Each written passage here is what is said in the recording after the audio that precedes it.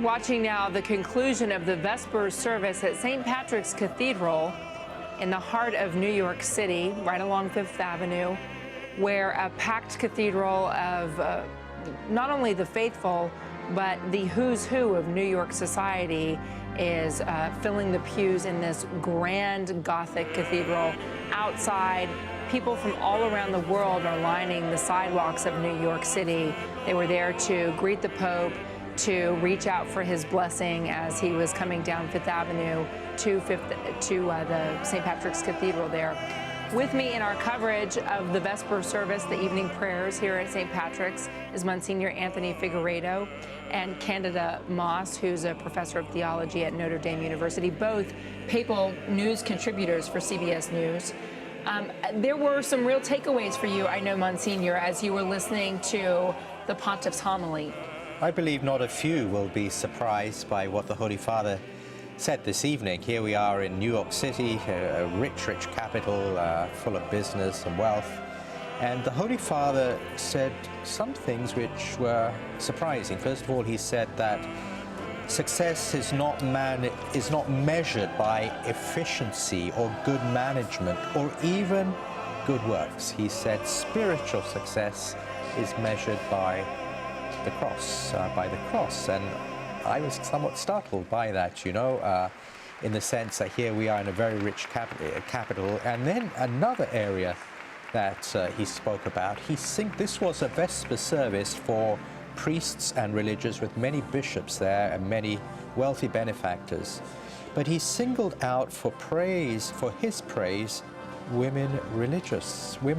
And he actually said to them, I want to tell you, I love you very much indeed. If we know the background, Contessa, in the past couple of years, women religious have been under scrutiny in the Vatican, particularly sisters we call liberal, and the Holy Father himself stopped an investigation this past April. And I think he wanted, in particular, to affirm them. The third point, Contessa, which really came to me, he invited us to rest, to find proper rest which deepens our desire, going back to his traditional themes, the poor, the sick, the homeless, refugees. Again, something striking in the heart of this city.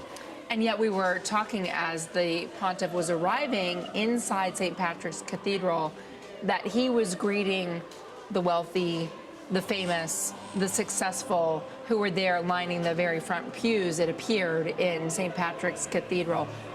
Candida, I know you were particularly struck by Pope Francis expressing his appreciation for women religious as well. Can you explain why that struck you so much?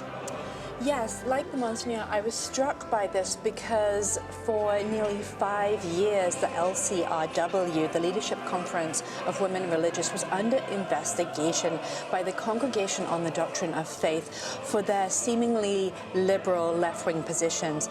So in April 2000... On social issues in particular, right? Like what? In 2012, the CDF announced a major reform saying that this group, the LCWR, needs to remedy significant doctrinal problems associated with the group's activities and programs in areas including abortion, euthanasia, women's ordination, and homosexuality. So in essence, it was the church saying, we don't like what this women's religious group is saying on these social issues. We're going to open an investigation because we think what they're teaching, the message that they're bringing to the masses, disagrees with Catholic Church doctrine. Am I right so far? Am I with you?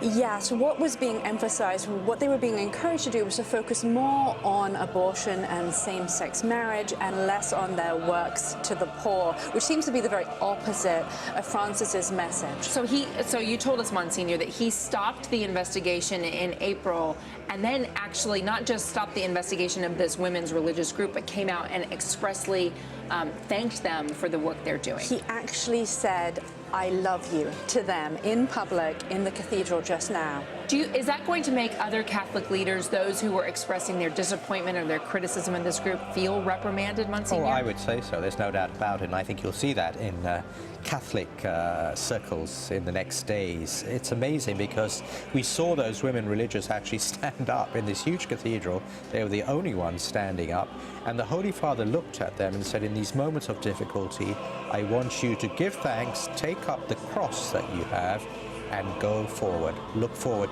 He, again, but this is Francis at his best, because he's batting for those who have been undermined, underprivileged. Well, you were telling me that he is at his very heart, he's a pastor, that he, even though he heads up the global Catholic Church, that on this issue of calling out unfairness and intolerance and intentional misunderstanding, where people are trying to build walls instead of bridges, he's going to publicly tackle that and try to tear down those walls.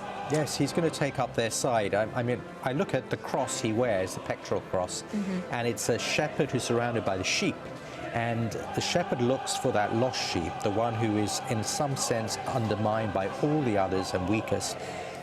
That's a good father, and that's the father Francis wants to be. It's so interesting that recently has come up this issue of discipline and how a shepherd who is tasked with guiding the sheep, it's not about punishing the sheep for straying off of the path. It's about gently guiding them back onto the path and welcoming them back to the fold, and that it's about teaching them which path to be on. Again, not about punishing them. Candida, what else struck you about the homily tonight? I was also interested in his displayed interest in education. He spoke a lot about how lay women religious and priests had sacrificed a great deal to contribute to Catholic education. And this is a particular problem here in New York. A lot of Catholic schools are actually closing. This is something that Cardinal Dolan has been distressed about, but has done as a matter of pragmatism. So it was interesting that he touched on education in particular. I was also struck that when he went to thank the women religious, his first thanks was in fact not for Cardinal Dolan.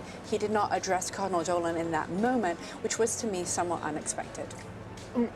What would you read into it if you were to be asked, because of your role as Papal News contributor, what you read into it?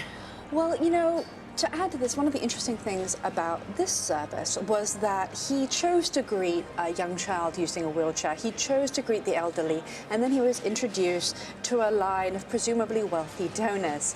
And then Christine Baranski was there. We saw America's premier dignitaries, the governor of New York and his girlfriend, who is in public. She functions essentially as New York's First Lady, Sandra Lee.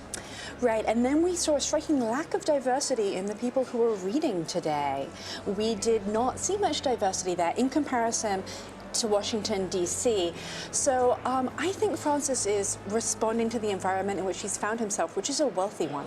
Yeah. Well, and not to take away the wealth of Washington, D.C., which certainly has plenty of wealth to pass around there as well. Who's in charge of planning this kind of service? How much influence does the Vatican have, Monsignor, as opposed to the Archdiocese of New York? Oh, it's absolutely up to the Archdiocese of New York. They would submit whatever they planned to Rome, but generally it's accepted. And I think the emphasis here, Contessa, was really on this beautiful new cathedral, and truly it is stunning. The renovation is stunning.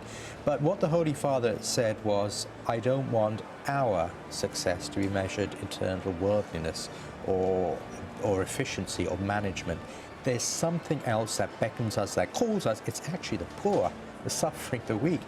That is pretty strong, I'd say. You know, it's interesting that in Europe, when many of these cathedrals were built, the building of them lasted over a century or more. So someone who worked on the cathedral might die before ever seeing it finished, and then grandsons or great-grandsons and on down the line would be tasked with concluding it. And people paid dearly with their lives and with their tithes, and in many cases, tithes they couldn't afford to build these grand palaces to God.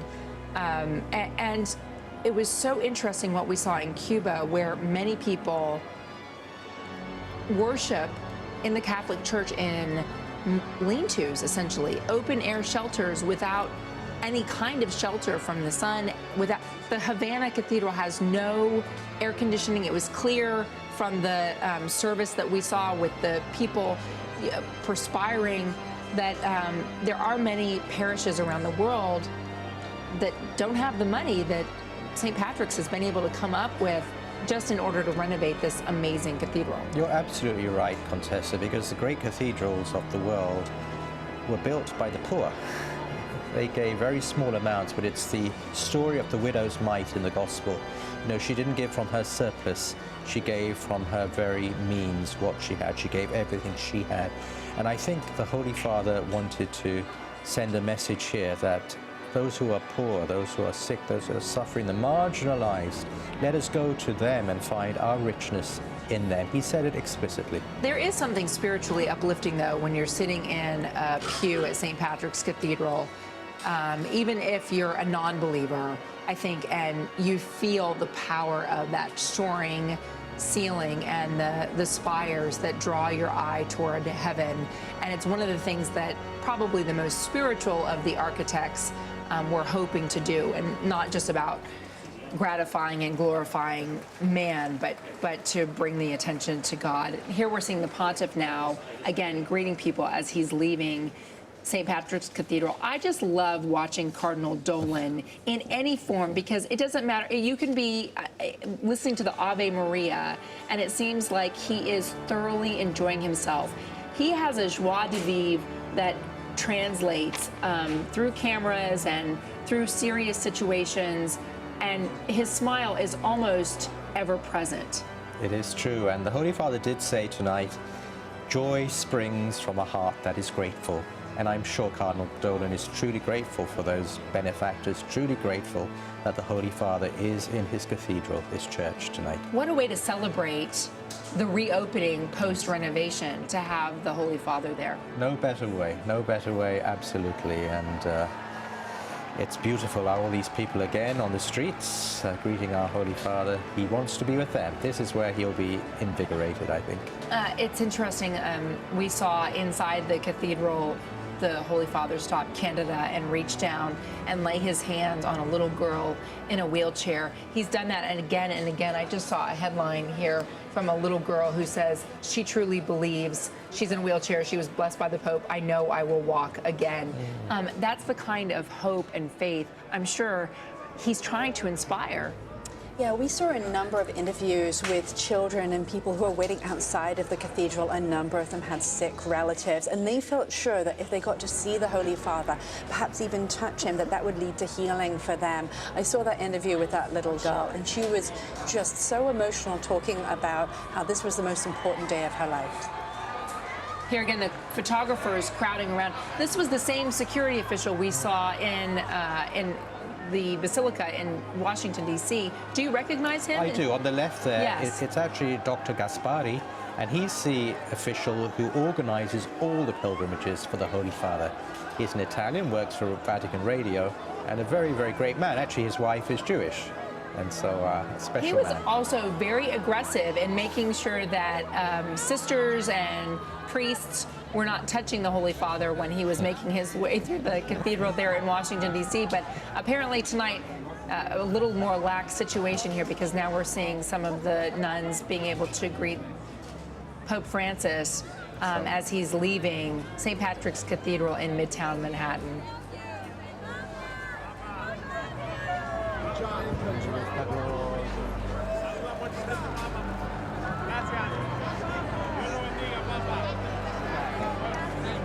It's also interesting that we've seen some pictures posted on social media from celebrities where they were sitting way back in crowds. We saw that from Eva Longoria back in the White House in the crowd, saying that, you know, her mom had said of all the people that she ever wanted to meet, the Pope was top of the list. And I don't know whether she actually got to meet the Pope, but Eva Longoria, the actress, able to take her mother, but sitting way back, not in the front row, not first in line to meet them. And if the Pope's choice is any indication, that he spends a lot of time reaching out to those small children.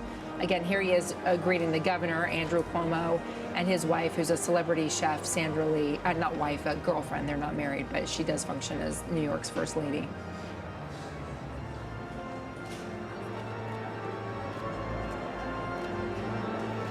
And her head covered, Candida, when it's no longer a requirement in the Catholic Church, but for a lot of traditionalists growing up, that was the rule. When you went to church on Sunday, you had your head covered.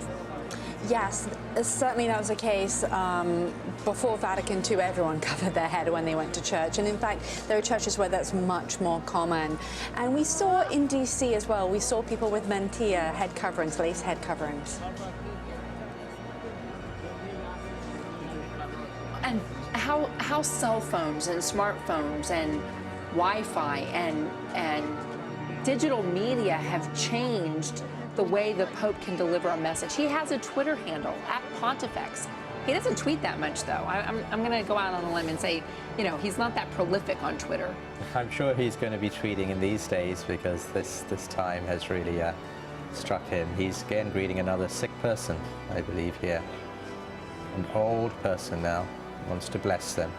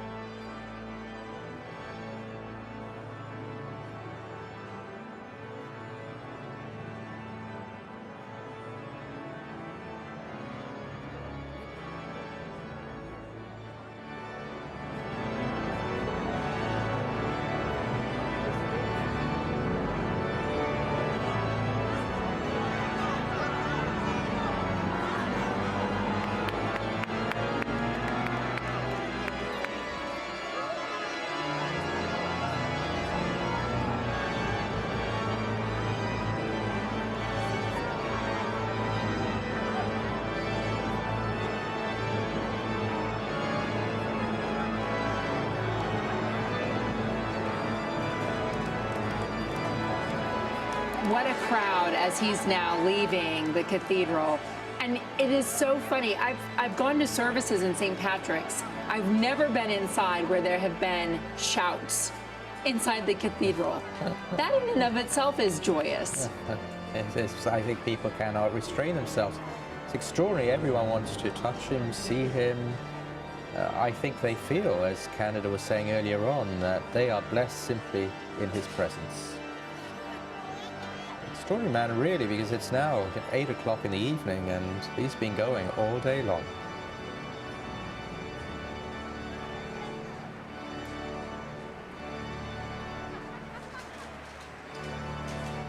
Back when cell phones first came out, the pastors and the priests used to get up and say, all right, if you have your cell phone, turn it off. And I can't believe how many times now in church somebody's cell phone will go off, or you'll look over and you'll see someone texting. And in this case, well, listen, if you don't have your cell phone out, you're just not joining the crowd.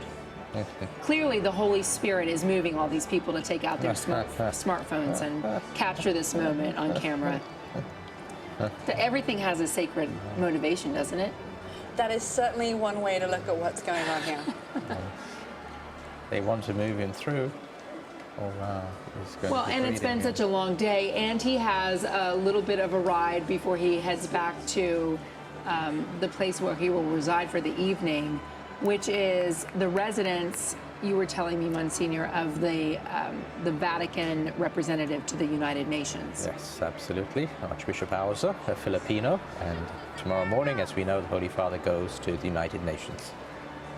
Given his frank talk to Congress and tonight, I think, making news with his embrace of the women religious, how likely are we to see him with some plain talk tomorrow, especially on this? I mean, the pictures, again, for the irreligious of the Syrian refugee crisis are heartbreaking and tragic. I can't imagine what it must be like for the Holy Father to know that kind of suffering is happening in a modern day world. Absolutely. I think he's going to be very, very specific on the refugee crisis tomorrow, calling world leaders to do something very concrete. This Holy Father is a man who is very concrete and says that our words need to be followed by actions, both in the church and in worldly terms.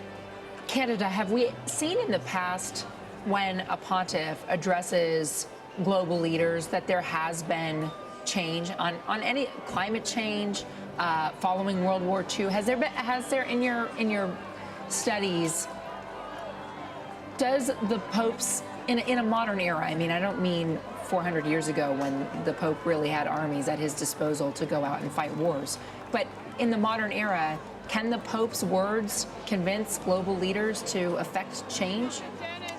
Well, he was certainly very influential in the past. So take, for example, John Paul II and Benedict XVI. John Paul II effectively smacked down Clinton's initiatives on providing contraception and abortion globally. He contacted world leaders. He worked behind the scenes, in addition to giving a prominent speech. So certainly in the past, popes have actually affected real change. Can I ask you about that? Because contraception is one way that the world's population stays under control. And when he's focused on climate change, one of the things that contributes to man's effect on climate change is the explosion of population, that we're using more and more of the world's resources. We're emitting more and more carbon monoxide into the air. And there we're seeing the Pope getting into his fiat again. How does the pontiff, how does the Catholic Church, Monsignor, coincide the emphasis on caring for our world with the ban on contraception? Well, the Church fundamentally believes that we need to be open to life in every possible way. And the basic problem, as we know, isn't having too many children, it's a distribution of wealth. We know that. We know that if everyone shared, look at the waste we have here in a city like this, in other parts of the world. So I really believe, also the other difficulty, Contessa, and I see it in Europe, we have countries where the population is just being wiped out by lack of children. And that's going to create huge difficulties in the future. It's changing society, changing civilization. So it really is, if God gives life, then he's going to provide. It doesn't mean that the Church says, you can have every single child you want. No, it believes in responsible parenthood. But the means to responsible parenthood isn't using contraception. Does that mean it also believes in responsible procreation? Oh, absolutely. Absolutely, responsible procreation. But that doesn't mean using contraception.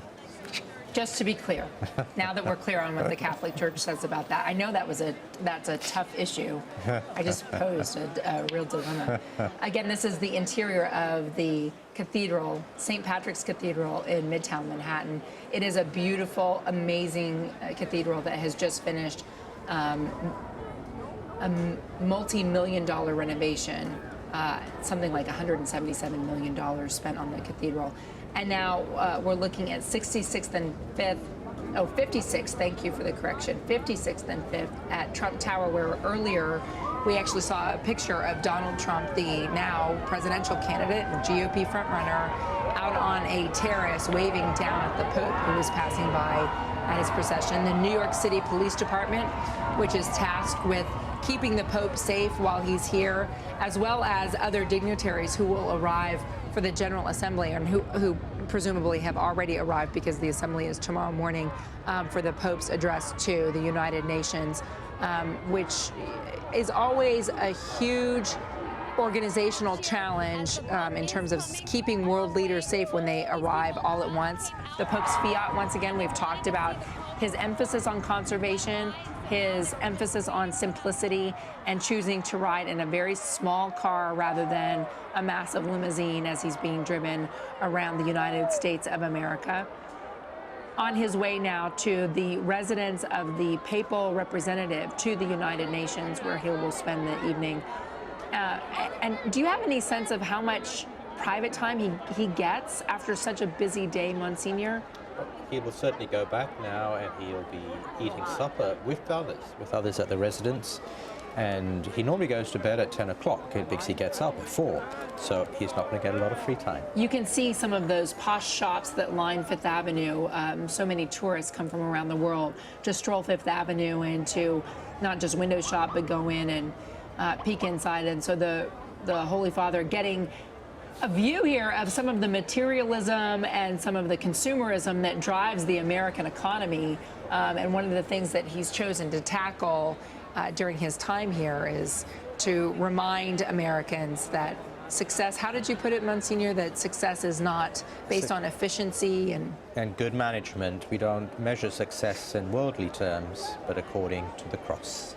I was mentioning earlier some of the challenge in covering a live event like this outside is that when night falls and you don't have those massive light stands set up, that the photographers are relying on the ambient light. And in this case, this is a fairly well-lit part of Manhattan, not just from streetlights, but from the window displays as well, and the headlights of the motorcycles driving by. And you can see the folks there lifting their smartphones, capturing these images for video, for posterity. And you can just imagine the conversations that they will someday have with their children and grandchildren about watching the Pope pass by. And there he is. It's so interesting when he goes by, the interior light, the dome light of that car is always on so that you can see the pontiff inside Candida. Yeah, he always wants to be accessible to people. Looks like we've lost our ambient sound, our natural sound from out there in the parade route. But boy, it does give you, even just listening to it through a screen, it does give you a sense of the energy that's out there when people gather to greet the Holy Father. It really does. And just looking at that car, I'm sure it's the smallest car in New York City tonight. So outside, as people are lining the streets, many of them probably have been there for hours waiting outside. Inside the cathedral now, it's pretty much sayonara. The folks have left. They've decided that the Vespers, the evening prayers, are over. It looks like there are still some people gathered up toward the front of the altar at the front of the cathedral, but the crowd now has dispersed. And many of them getting ready for another busy day. No doubt the mayor and the governor will have public appearances and things of that nature during, not, as we said, not only the Pope's visit, but UN week as well.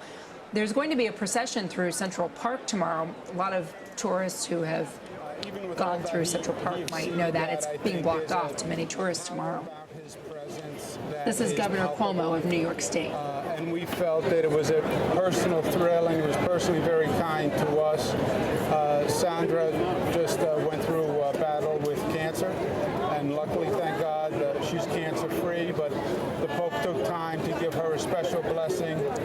So that was very impressive that he would have, with all he's doing, thought to do that. I asked the Pope to say a prayer for my father, who we lost this year, and he said he knew that we had lost my father and said nice words about my father. So on a personal level, it was very powerful, and to be there with Sandy and Michaela, my daughter, was really a memorable night that I won't forget. Michaela, how was it for you? Amazing. I was in Washington yesterday and with my mom's side of the family, and to be able to meet the Pope once and twice is just my heart's still beating. It's amazing. Wow. Sandy, for you, after all you've been through, my goodness, what was that like? Well, it was unexpected, but it was so amazing, and he's such a kind and generous person. I was thrilled to be included and completely in awe that he would ask me to come out and receive a blessing at the end of the Mass, the service. He makes everyone feel so special, doesn't he? He has that ability, no matter who you are. He really does. Where do you go from here? You've just pretty much hit the mountaintop. No, you know what I think? I think we remember what the Pope says, remember his words, and now let's try to put it into action. I mean, his message is beautiful and powerful. Now let's do it. Let's come together. Let's be a community. Let's think of those who are less fortunate. Let's remember the commonality. We're all one. We're all immigrants. Remember the homeless. We all need help from time to time. And let's make New York a place that does that. I think that's his message, not just the concept, the action. Do it. Governor and family, Sandy, thank you. Michaela, thank you all so much. Thanks for having me. Special night. We really appreciate it. Thanks for taking the time. You bet.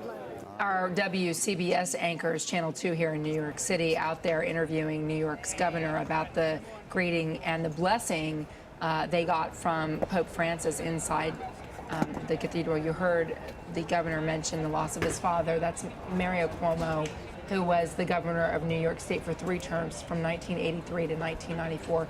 He died on New Year's Day this year, a very difficult moment for the governor and his family, of course, and really for the state, because the elder Governor Cuomo had been such a pivotal part of New York's state history again. And look at the beautiful shot of St. Patrick's Cathedral.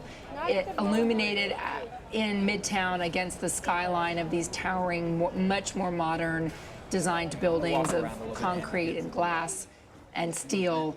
And inside this house of worship tonight, receiving the blessing of the Holy Father's presence. And for many, many Catholics, this will be a historic, memorable moment, one that they hold on to for the rest of their lives. I want to thank Monsignor Anthony Figueiredo for the participation in the coverage tonight, and Candida Moss. It's going to be a busy day tomorrow as well, with the Pope heading to the United Nations, and I know you'll join us for that as well. Thank you so much. I hope you enjoy your evening.